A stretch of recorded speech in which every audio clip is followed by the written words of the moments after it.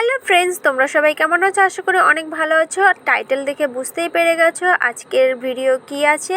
আজকে আমি একটা নিয়েছি তরমুজ। দেখো, এই একটা তরমুজ দিয়ে কিন্তু আমি অনেকগুলো রেসিপি করব। তো চলো রেসিপি। আমি বাজার থেকে আগেও একদিন তরমুজ কিনে এনেছিলাম, কিন্তু তরমুজটা সেরকম কালার হয়নি। চলো এই তরমুজটা কেমন কালার হয়েছে দেখে নেওয়া যাক। তরমুজটা কিন্তু বেশ কালার হয়েছে। আর এই তরমুজটা কিন্তু আমি কিনে নিয়ে আমার বাবাই কিনে নিয়ে এসেছে, কারণ কি আমি ঠিক করে তরমুজ কিনতে পারি না, এর জন্য। তো চলো এরপরে একটা হাতার সাহায্যে এরকম গোল গোল করে কেটে নিই। এইরকমভাবে গোল গোল করে তরমুজ কাটতে আমার খুবই ভালো লাগে। তোমাদের কার কার ভালো লাগে অবশ্যই কিন্তু কমেন্ট করো। আজকে আমি যে রেসিপিগুলো তোমাদের সঙ্গে শেয়ার করব, এই রেসিপিগুলো আমি শর্টস আগেই আপলোড করেছি, তোমরা চাইলে সেখান থেকেও দেখে নিতে পারো। এরপর দেখো তরমুজগুলো পুরোপুরি কেটে আমি গোল গোল করে আমি প্লেটে রেখে দিয়েছি। আর বাকি তরমুজের যে খোসাটা এটা সাইডে রেখে দিয়েছি, এটা আমি আর একটা রেসিপি করব। এরপর তরমুজগুলো আগে আমি একটু ছোট ছোট করে কুচি কুচি করে নিচ্ছি, কারণ কি এটা পরে দরকার পড়বে। তরমুজের খোসার যে বাটিটা রেখেছি, এই বাটিতেই আজকে তরমুজের জুস করে দেখাবো। তো চলো তার জন্য আগে তরমুজগুলো মিক্সারে আমি ব্লেন্ড করে নিচ্ছি। আজকের এই কয়েকটা রেসিপি তোমরা আশা করি বাড়িতে করেছো এবং করে থাকো, তারপরেও তোমাদের সঙ্গে শেয়ার করছি।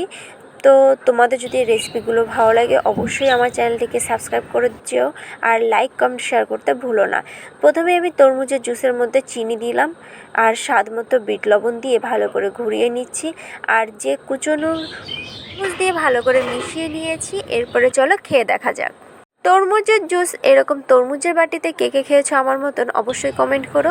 এরপরের রেসিপি চলো দেখা যাক। একটা পাত্রে পরিমাণ মতন চিনি দিয়ে কুচনো তরমুজগুলো দিয়ে দেব। এরপরে যে তরমুজের জুসটা করেছিলাম সেই জুসটা দেওয়ার আগে অবশ্যই বরফ দিয়ে দিচ্ছি। আর তরমুজের জুসটা কিন্তু অবশ্যই দিয়ে দিচ্ছি। এরকম ধরনের পাত্রে খেতে কিন্তু আমার খুবই ভালো লাগে, তোমরা চাইলেও খেতে পারো। এরপরে ভালো করে চামচের সাহায্যে তরমুজের জুসটাকে ভালো করে মিশিয়ে নিচ্ছি। এরকমভাবে তরমুজের জুস কে কে খেয়েছো অবশ্যই কিন্তু কমেন্ট করো। আজকের এই 4-5টা ভিডিওর মধ্যে কোন ভিডিওটি ভালো লেগেছে অবশ্যই কিন্তু কমেন্ট করো। এরপরে তরমুজের জুসটা খেয়ে নেওয়ার পরের রেসিপিতে আমি চলে এলাম। এই দেখো, এখানে দেখতেই পাচ্ছ দুটো কাপ নিয়ে নিয়েছি। কাপের মধ্যে তরমুজের জুসটা দিয়ে দিলাম। তারপরে আর কি পরিমাণ মতন চিনি দিয়ে কাপের মধ্যে দুটো কাঠি গুঁজে আইসক্রিম বানাতে দিয়ে দেবো ফ্রিজে। তরমুজের এই আইসক্রিম কে কে খেতে পছন্দ করো অবশ্যই কিন্তু কমেন্ট করো। আর হ্যাঁ, অবশ্যই কিন্তু তরমুজের মধ্যে তরমুজের ছোট ছোট কুচিনো তরমুজগুলো দিয়ে দিও। এরপরে আমি ফ্রিজে রেখে দেবো। এর পরের ভিডিও আর করা হয়নি, চলো তারপরের ভিডিওতে চলে এলাম। পরের ভিডিও তরমুজের যে খোসাটা ছিল সেই খোসাটা নিয়ে চলে এলাম, মানে তরমুজের বাটি। তারপরে সাদা অংশগুলো এরকম ছোট ছোট করে কেটে নেব চামচের সাহায্যে বা কোনো হাতার সাহায্যে গোল গোল করে কেটে নিতে হবে। বেশ ভালো করেই একটা বাটির মতন বানিয়ে নেব সাইজ করে। এখন কিন্তু তরমুজের এই সাদা শাঁসগুলো দিয়ে কিন্তু আমি মাখা করব। চলো তাহলে আজকের এই রেসিপিটি শুরু করা যাক। তরমুজের শাঁসগুলো এরকমভাবে মাখা খেয়েছো কে কে অবশ্যই কিন্তু কমেন্ট করো। তরমুজের এই শাঁসগুলো এবার আমি ছোট ছোট করে কুচি কুচি করে কেটে নেব। অবশ্য তরমুজের এই শাঁসগুলো অনেকটা শসার মতন দেখতে, খেতেও আদৌ শসার মতন কিনা তোমরা কিন্তু অবশ্যই জানতে পারবে। তরমুজের এই সাদা শাঁসগুলো দিয়ে কিন্তু তরকারি রান্না হয়, মাছের তরকারি, যে কোনো তরকারি রান্না হয়, খুব ভালো লাগে। এই গরমের জন্য খুবই ভালো কার্যকর হয়। আর এখানে দেখো সাদা অংশটা কিন্তু পুরো আমি কুচিয়ে নিয়েছি। এরপরে দিয়ে দিচ্ছি তেঁতুল। তেঁতুল দেখে কিন্তু আমার জিভে জল চলে এলো, তোমাদের এলো কি না অবশ্যই কিন্তু কমেন্ট করো।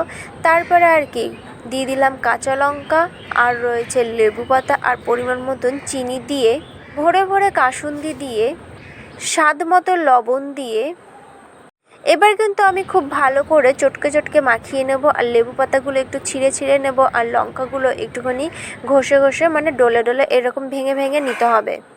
তরমুজের এই শাঁস কে কে মাখা খেয়েছো অবশ্যই কিন্তু কমেন্ট করো। কমেন্ট করতে কিন্তু ভুলো না।